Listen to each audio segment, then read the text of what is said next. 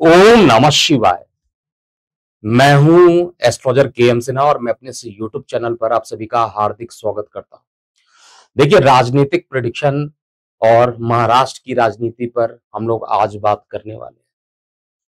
2019 में जो विधानसभा चुनाव हुआ, उसके परिणाम आपने देखा किस तरीके से आए थे और प्रेडिक्शन दिया गया था कि देवेंद्र फडणवीस जी मुख्यमंत्री बनेंगे और भले ही वो 3 दिन के लिए बने, लेकिन सबसे पहले मुख्यमंत्री वही बने। उसके बाद मैंने एक वीडियो दिया था जिसमें 10 लाख से ज्यादा लोगों ने उस वीडियो को देखा था और उस वीडियो में मैंने क्लियर किया था, हेडिंग भी था, मेरी भविष्यवाणी नोट कर लीजिए, सरकार इस दिन गिर जाएगी।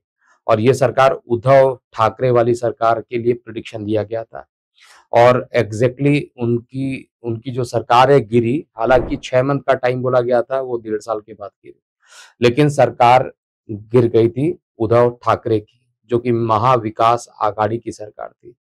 अब हम लोग बात करेंगे 2024 में पुनः विधानसभा चुनाव होने वाले हैं, तो क्या कहती है महायुति, अर्थात जिसमें एकनाथ शिंदे यानी जो शिवसेना है और शिंदे गुट, और साथ में भारतीय जनता पार्टी जिनके लीडर इस समय देवेंद्र फडणवीस जी हैं उस स्टेट के लिए, और एनसीपी के अजीत पवार, यानी ये महायुति की बात कर रहा हूं, जहां पर महाविकास आघाड़ी में शरद पवार की एनसीपी, कांग्रेस और साथ में उद्धव ठाकरे की शिवसेना है।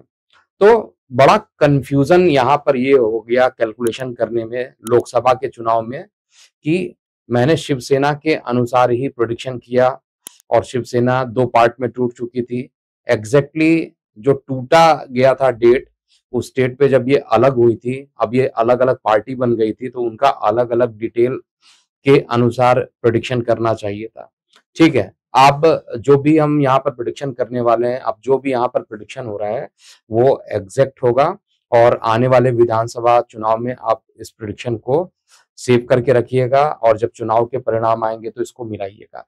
इसी श्रृंखला में सबसे पहले मैं बात करने वाला हूं देवेंद्र फडणवीस जी की क्या चार्ट कहता है। देखिए, पिछले बार 105 सीटें भारतीय जनता पार्टी को मिली थी और शिवसेना को भी अच्छी सीट मिली थी, 50 से ऊपर सीटें मिली थी और कंबाइंड करके सरकार बन जाती, लेकिन उद्धव ठाकरे को सीएम पद जो चाहिए था, इसलिए उन्होंने भारतीय जनता पार्टी को अलग कर दिया और ऐसी पार्टी के साथ जुड़ गए जो कि हिंदुत्व विरोधी पार्टी है। मैं एनसीपी की बात नहीं कर रहा हूं, एनसीपी कभी हिंदुत्व विरोधी मैंने नहीं देखा, लेकिन जो कांग्रेस है वो एटलीस्ट हिंदुत्व विरोधी है। आपने मैनिफेस्टो में भी देखा होगा, लोकसभा चुनाव के मैनिफेस्टो में किस तरीके से हिंदुत्व की बात को लेकर अलग पड़े थे और कहीं ना कहीं ये इंडिया गठबंधन में आते हैं, इसलिए सभी कुछ भारतीय जनता पार्टी जो कि हिंदुत्व विचारधारा वाली पार्टी है, उनसे इनका जो विचार है वो अलग है, इसमें कोई डाउट नहीं है। अब हम सीधे बात करने वाले हैं देवेंद्र फडणवीस जी का चार्ट क्या कहता है, क्योंकि सबसे लार्जेस्ट पार्टी अगर पिछले 2014-2019 में अगर कोई पार्टी रही है तो भारतीय जनता पार्टी। 2014 में 122 सीटें और 2019 में 105 सीटें। तो ये लीडरशिप होता है, जो लीडर है जो इसको ड्रिफ्ट करता है आगे की ओर, वही बताता है कि क्या डायरेक्शन रहेगा। तो हम ये समझते हैं देवेंद्र फडणवीस जी की कुंडली क्या कहती है और अब आपके सामने मैं यहाँ पर देवेंद्र फडणवीस जी की चार्ट आपको दिखा रहा हूं और आप ये चार्ट देख रहे होंगे। देवेंद्र फडणवीस जी का जो चार्ट है, और ये मैच किया जाए इसलिए मैं केवल चार्ट को आपको यहाँ पे दिखा रहा हूँ, आप डिस्प्ले में देखिए, और जो मैंने कैलकुलेशन किया हुआ है उस कैलकुलेशन को मैं यहाँ पर दिखा रहा हूँ। देखिए, 18वें मुख्यमंत्री के रूप में 2014 में ये शपथ ग्रहण किए थे। 1989 में ये एक्टिव पॉलिटिक्स में आ गए थे। इनका डेट ऑफ बर्थ 22 जुलाई 1970, टाइमिंग 10:45 प्रातःकाल और नागपुर महाराष्ट्र में हुआ था। इनकी केस स्टडी को अगर आप देखिएगा तो 1989 से राजनीति में सक्रिय हो गए थे। भारतीय जनता युवा मोर्चा जो है उसके ये सबसे यंगेस्ट मेंबर थे और उसके बाद 1992 में यंगेस्ट कॉरपोरेटर भारतीय जनता युवा मोर्चा के बने। 1997 में ये मेयर के पद पर आसीन हुए और नागपुर वेस्ट से पहली बार, मतलब इनको नागपुर के से इन्होंने चुनाव लड़ा था और सबसे पहले इनको मेयर का जो चुनाव था राजनीति में, जो पहली सफलता हम लोग कहेंगे, 1997 में मिली। 1997 में असेंबली इलेक्शन जो नागपुर वेस्ट से ये चुनाव लड़े थे उसमें भी जीत हासिल हुई। उसके बाद ये पीछे मुड़ के नहीं देखे, फिर 2004 में जीते, 2009 में जीते हैं, 2014 में जीते हैं और 2019 में लगातार ये चुनाव जीत रहे हैं। लगातार चुनाव जीतने के बाद 2014 में ये मुख्यमंत्री भी बने। तो इनके चार्ट पर बहुत ज्यादा चीज भारतीय जनता पार्टी और उसके लिए मतलब अगर भारतीय जनता पार्टी को जीतना है तो जो प्रतिनिधित्व करता है, जो ड्रिफ्ट करता है, उसके चार्ट की इंपॉर्टेंस बहुत ज्यादा हो जाती है। तो हम लोग बात करेंगे इनका जो चार्ट बनता है, अगर आप देखिएगा डिस्प्ले में, ये कन्या लग्न का चार्ट है और कन्या लग्न के चार्ट में लग्न अधिपति शुक्र जो है वो केतु के साथ बैठे हुए द्वादश भाव में आपको दिख रहा होगा। शुक्र पूर्व फाल्गुनी नक्षत्र में, जो कि शुक्र का नक्षत्र 17 अंश का, और जो मघा नक्षत्र में केतु बैठे हुए 10-11 डिग्री के। बुध, सूर्य और मंगल ये तीनों ही एकादश भाव में जाकर बैठे हुए हैं और एकादश भाव में बुध, जो कि बहुत इनके लिए योग कारक है, लग्नेश है, आश्लेषा नक्षत्र यानी बुध के ही नक्षत्र में बैठा हुआ है 21 अंश पर। सूर्य पुष्य नक्षत्र में बैठा हुआ है यानी शनि के नक्षत्र में, जबकि मंगल भी पुष्य नक्षत्र में बैठा हुआ है शनि के नक्षत्र में। इनके चार्ट को अगर देखिए, बहुत सारे प्लेनेट है। नीच का शनि आपके अष्टम में जाकर बैठा हुआ है कृतिका नक्षत्र में, जो कि सूर्य का नक्षत्र होता है 27 अंश पर, और राहु चंद्रमा 6वें भाव में बैठे हुए हैं। इनके 5th हाउस को पहले एनालाइज किया जाए, 5वां घर जो कि माइंड का होता है, क्योंकि इन्होंने लॉ से ग्रेजुएशन किया हुआ। तो पंचम भाव अगर आप देखिएगा, उस पर सूर्य की दृष्टि, बुध की दृष्टि, मंगल की दृष्टि और शनि की दृष्टि। और इसमें सबसे इंपॉर्टेंट बात क्या है कि मंगल की उच्च दृष्टि पड़ रही है और मंगल यहाँ पर जो होता है, शनि नीच अवस्था में बैठे हैं और मंगल भी नीच अवस्था में बैठे हैं। तो इस पोजीशन में इनका जैसे ही शनि की महादशा प्रारंभ हुई, शनि की महादशा में इनको राजनीति में एंट्रेंस मिला। शनि के अंदर जैसे ही केतु आया 1989 में, ये एकदम एंटर कर गए राजनीति में। शनि के अंदर शुक्र में इन्होंने कॉर्पोरेट चुनाव जीता और शनि के अंदर राहु चल रहा था, तब से ये लगातार असेंबली इलेक्शन जीत रहे थे। इस लग्न कुंडली में शनि बहुत इंपॉर्टेंट होता है और शनि के साथ बुध ग्रह भी बहुत ज्यादा इंपॉर्टेंट होता है, शुक्र भी बहुत ज्यादा इंपॉर्टेंट। ये 3 ग्रह जो होते हैं कन्या लग्न की कुंडली में सबसे ज्यादा महत्वपूर्ण होते हैं। अब ये तीनों ही ग्रह की पोजीशन अगर आप देखिएगा तो शुक्र द्वादश में जाकर बैठा है और साथ में जो शनि है वो नीच का होकर कृतिका नक्षत्र में बैठा हुआ है और बुध जो है, बुध सूर्य के साथ बैठे हुए बुध आदित्य योग का फॉर्मेशन हो रहा है। अब इस पूरे चार्ट में अगर आपको दिखाई देगा कि जब इनकी बुध की महादशा गई है, जो कि 2018 तक बुध की महादशा थी, एक्सीलेंट दशा गई थी, एक बार भी इनको परेशानी नहीं हुई। इनफैक्ट 2 बार इनको सीएम का पद मिला। भले ही 2019 में 3 दिनों की सरकार इनकी थी, लेकिन इनको सीएम का पद मिला। और 2022 में जैसे ही केतु की दशा स्टार्ट हो गई थी, 2022 में 3 दिन की सरकार इनकी रही थी केतु की दशा में, और उसके बाद केतु की पूरी महादशा इनको परेशान करती रही। केतु के बाद केतु के अंदर जो शुक्र था वो भी इनको काफी परेशान किया। केतु के अंदर शनि जो है 26 दिसंबर 2024 तक चलेगा और मुझे उम्मीद है कि 26 दिसंबर 2024 से पहले पहले तक ये सरकार मतलब वहां पर गवर्नमेंट फॉर्मेशन होना चाहिए या चुनाव हो जाना चाहिए, क्योंकि पिछले बार भी नवंबर में हुआ था। तो 26 दिसंबर 2024 में इनकी केतु में शनि की दशा खत्म हो जाएगी। केतु में शनि की दिशा देखा जाए तो दशा का कैलकुलेशन किया जाए तो नवम पंचम योग बना रहे हैं, जो इनके लिए उपयुक्त है। लेकिन परेशानी क्या है आप समझिएगा, शनि जब भी आया इनके लिए अच्छी खुशखबरी लेकर आया है, चाहे राजनीति में एक्टिवेट इनको किया हो शनि की महादशा में, और केतु इनके लिए उतना ही खराब रहा। क्योंकि केतु में शनि आ रहा है इसलिए प्रभाव बहुत अच्छा नहीं होएगा। शनि में केतु होता तो शनि में केतु इनको एकदम राजनीति में उच्च पोजीशन पर दे दिया। तो केतु में शनि जैसे इनका प्रारंभ हुआ और जब चुनाव चलेंगे केतु का शनि चलेगा, उस समय इनके लिए ओवरऑल जो समय रहेगा बहुत अच्छा नहीं दिखाई दे रहा है। ये सबसे पहली प्रेडिक्शन है जो चार्ट में दिखाई दे रही है। चलित में भी इनके कोई भी ग्रह चेंज नहीं हो रहे हैं। इनका अच्छा समय जो रहेगा 22 दिसंबर 2025 के बाद आएगा। इसलिए हम ये कह सकते हैं इनके नेतृत्व में 2024 के जो विधानसभा चुनाव होंगे महाराष्ट्र में, उसमें बहुत ज्यादा कॉन्फिडेंस मुझे नहीं दिखाई दे पा रहा है। गोचर की बात किया जाए तो शनि ऑलरेडी मूल त्रिकोण में था और अभी भी मूल त्रिकोण में रहेगा। राहु सप्तम भाव में जाकर बैठा, लगन में ही केतु है, तो थोड़ा कंफ्यूज भी हो जाएंगे। और आपने देखा होगा कि जो लोकसभा चुनाव हुआ था वहां पर भारतीय जनता पार्टी का प्रदर्शन काफी खराब था, 9 सीटें आई थी और इसके कारण इन्होंने इस्तीफा देने की बात भी कह दी गई। बाकी बाद में जो कुछ लोग हैं उन्होंने इस्तीफा मंजूर नहीं किया और उनको समझाया। तो अभी भी कुछ सामंजस्य जो मुझे दिखाई दे रहा है, किसी प्रकार की कमी अभी भी दिखाई देगी। मेच्योरिटी जो चुनाव में होती है वो अभी भी कुछ ना कुछ परेशान करने वाली है। तो 2024 का जो विधानसभा चुनाव है फडणवीस जी के चार्ट के लिए अच्छा नहीं है। 25 दिसंबर 2025 जैसे बीतेगा उसके बाद इनका चार्ट जो होगा काफी अच्छा होगा। देखिए आज का वीडियो क्योंकि पार्ट 1 है तो फडणवीस जी के चार्ट से तो मुझे बहुत ज्यादा कॉन्फिडेंस नहीं दिखाई दे रहा है भारतीय जनता पार्टी को लेकर। बाकी आप अपनी प्रतिक्रिया कमेंट सेक्शन में देंगे और आपको भी बताना चाहिए कि वहां पर कितनी सीटें आएंगी। लेकिन जो ओवरऑल कैलकुलेशन बन रहा है सीटों का वो तो जिस दिन डेट निकलेगा उसी समय मैं बता सकता हूं।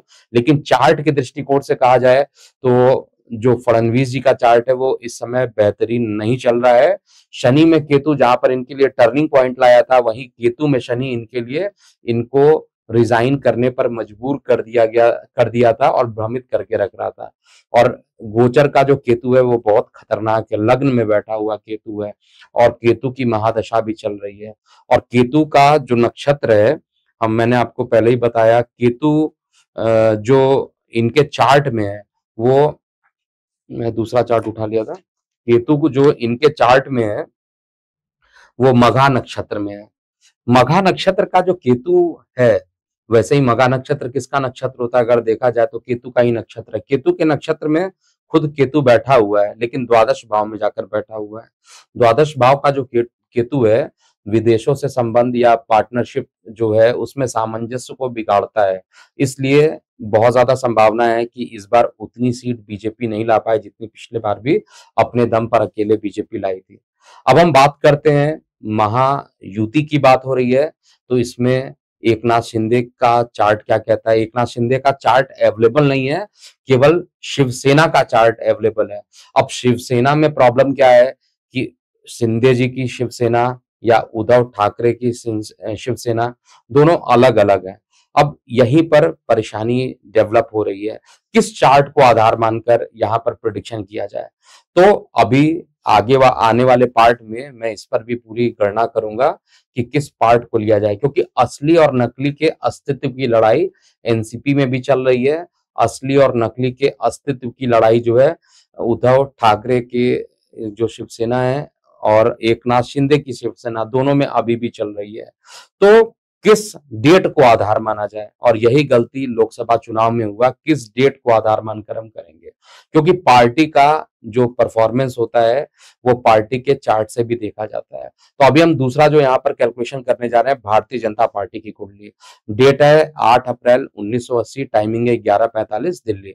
अगर हम भारतीय जनता पार्टी की कुंडली का विश्लेषण करते हैं 6 अप्रैल 1980 का, तो आपको ये चार्ट में दिखाई दे रहा होगा। यहाँ पर मिथुन लग्न का चार्ट है और साथ में अभी वर्तमान में राहु के अंदर शुक्र की दशा 12/11/2024 तक रहेगी। उसके बाद राहु में सूर्य आ जाएगा। जब तक राहु में सूर्य नहीं आएगा तब तक कॉन्फिडेंस भारतीय जनता पार्टी के चार्ट में नहीं आएगा, मैं बता देता हूं। सूर्य एक ऐसा ग्रह है यहाँ पर जो दशम भाव में आप देख रहे हैं और रेवती नक्षत्र में बैठा हुआ, बुध के नक्षत्र में बैठा हुआ है। और साथ में राहु के अंदर सूर्य की पोजीशन चल रही है।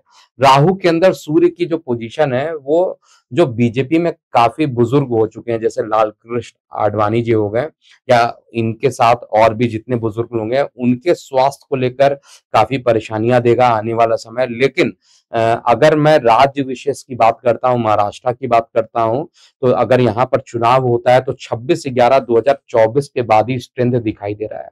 तो कंक्लूजन क्या निकल रहा है? पहला पार्ट, देवेंद्र फडणवीस जी के चार्ट में वो दम अभी नहीं दिखाई दे रहा है, और दूसरा पार्ट ये निकल रहा है कि जो बीजेपी का जो चार्ट है वो भी 12/11/2024 तक स्ट्रेंथ नहीं दिखाई दे रहा है।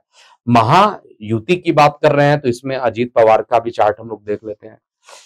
इनका जो डेट ऑफ बर्थ है और चार्ट आपकी सुविधा के लिए डिस्प्ले में दिखाया जा रहा है। इनका बर्थ डिटेल 22 जुलाई 1959 है, 13:42 अहमदनगर महाराष्ट्र में है। तुला लग्न की कुंडली है और लग्नेश लगन देखा जाए तो ऑलरेडी उसमें लगन में ही दिशा बली बृहस्पति बैठा हुआ है। राहु द्वादश भाव में बैठे, ये बहुत बड़ा पॉइंट है, याद रखिएगा। इन्होंने 4 सीटों पर चुनाव लड़ा था लोकसभा में और एक ही सीट इनको मिली थी, और इनकी पत्नी जो है वो खुद भी सुप्रिया सुले से हार चुकी है बारामती वाले जो चुनाव हुआ था। तो ओवरऑल इनके चार्ट में राहु का द्वादश में बैठना और हस्त नक्षत्र में चंद्रमा के नक्षत्र में 14 अंश का बैठा हुआ है। एकादश भाव में मंगल मघा नक्षत्र में बैठा हुआ है, यानी केतु के नक्षत्र में। शुक्र पूर्व फाल्गुनी यानी शुक्र के नक्षत्र में बैठा हुआ है। तो लग्नेश अगर अपने ही स्थान पर बैठता हो तो परिणाम हमेशा अच्छा देता है। अब हम पॉइंट टू पॉइंट बात करते हैं। बुध के अंदर जैसे ही सूर्य की दशा चल रही थी 13/12/2020 में, तो ये एक बार डिप्टी सीएम बने थे। देवेंद्र फडणवीस जी जब सीएम बने थे, इन्होंने डिप्टी सीएम का पद लिया था, और फिर इनकी सरकार क्योंकि बहुमत नहीं हुआ था सिद्ध, और ये खुद वापस आ गए थे। इनके साथ जितने विधायक आए थे वो सभी शरद पवार जी के पास चले गए थे। तो यहाँ पर 13/12/2020 तक इनको एक टाइम मिला था डिप्टी सीएम का, भले ही 3 दिन का था। लेकिन बुध में राहु अभी चल रहा है और ये 10 मई 2023 से प्रारंभ हो चुका है। 29/11/2025 तक इनके चार्ट में भी बुध में राहु चल रहा है। अब बुध देखिएगा तो एकादश भाव में आपको दिख रहा होगा, और राहु जो है वहां से राहु के रिस्पेक्ट में जो बुध है वो द्वादश भाव में दिखाई दे रहा है। ये समय अभी भी संकट का है। द्वादश भाव का जो राहु होता है जेल यात्रा तक करा देता है। इनके ऊपर बहुत बड़े केसेस अभी भी चल रहे हैं, और भारतीय जनता पार्टी ने इनको रखा अपने साथ। एक बहुत बड़ी मिस्टेक इन्होंने किया, क्योंकि भारतीय जनता पार्टी का स्टेटमेंट था कि जो भी जिनके ऊपर इतने बड़े, मतलब मुझे डेटा एग्जैक्ट पता नहीं है कितने हजार करोड़ का इनके ऊपर ईडी का केस चल रहा है, और उसके बाद जैसे ही भारतीय जनता पार्टी में ये आए उसके बाद एकदम इनके ऊपर किसी प्रकार की कोई कार्यवाही नहीं हुई, और यही जनता को सबसे ज्यादा निगेटिव किया। और मैं आपको पहले भी बता रहा था कि इनका आना भारतीय जनता पार्टी के लिए काफी नुकसान है, और लोकसभा चुनाव में ऐसा हुआ। विधानसभा चुनाव में भी अगर अजीत पवार रहते हैं तो किसी भी कंडीशन में भारतीय जनता पार्टी चुनाव नहीं जीत पाएगी, ये मेरा प्रेडिक्शन है। और मैं ऐसी प्रेडिक्शन नहीं कर रहा हूं कि एकदम मिली जुली सरकार जब 3-3 पार्टी है तो मिली जुली सरकार ही रहने वाली है। कोई भी एक दल अपने दम पर बहुमत नहीं सिद्ध कर पाएगा, इसमें कोई प्रेडिक्शन देने की जरूरत नहीं है। लेकिन त्रिकोणीय ऐसा चुनाव हो जिसमें किसी भी दल को बहुमत ना मिले, ऐसा मुझे नहीं दिखाई दे रहा है। पार्ट 1 के वीडियो में ये क्लियर हो रहा है कि देवेंद्र फडणवीस जी के चार्ट में थोड़ी सी परेशानी अभी भी दिख रही है, और भारतीय जनता पार्टी का भी 12 दिसंबर 2024 के बाद स्ट्रेंथ बढ़ेगी। तो दोनों ही कंडीशन में, और साथ में अजीत पवार का भी चार्ट खराब इस समय दिख रहा है। तो हर दृष्टिकोण से देखा जाए तो इस बार महाराष्ट्र में भारतीय जनता पार्टी की सरकार नहीं बनने जा रही है। आप अपनी प्रतिक्रिया जरूर कमेंट सेक्शन में लिखिएगा। देखिए, जो सरकार नहीं बन रही है, ऑनेस्टली वहां पर मुझे यही बोलना चाहिए कि नहीं बन रही है। और पार्ट 2 में क्यों महाविकास आघाड़ी, जिसका कैलकुलेशन मैं कर चुका हूं, और वीडियो का ड्यूरेशन बहुत लंबा हो जा रहा है इसलिए उसको पार्ट 2 में रखा हूं। क्या पॉइंट है जिसमें महाविकास आघाड़ी के लिए अच्छे समाचार महाराष्ट्र चुनाव में आने वाले हैं? तो आइए इसको भी अगले वीडियो में समझेंगे। तब तक के लिए ओम नमः शिवाय। अपनी प्रतिक्रियाएं कमेंट सेक्शन में लिखिएगा।